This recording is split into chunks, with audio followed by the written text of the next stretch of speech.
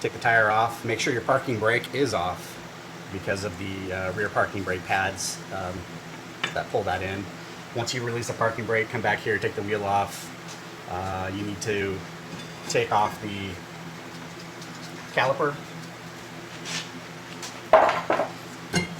Then you can remove the rotor.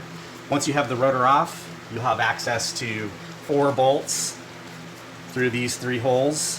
What you'll be using is this hole that's closest to the center of the hub. Once you have that in position, you can insert a socket, or you can actually get to it from the other side with a ratcheting open end. Once that is done, also make sure you use penetrating oils and let it soak and reapply.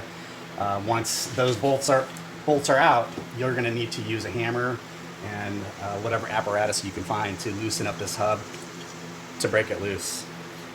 After that, you'll clean up this surface, use anti-seize on it, and install the new hub assembly.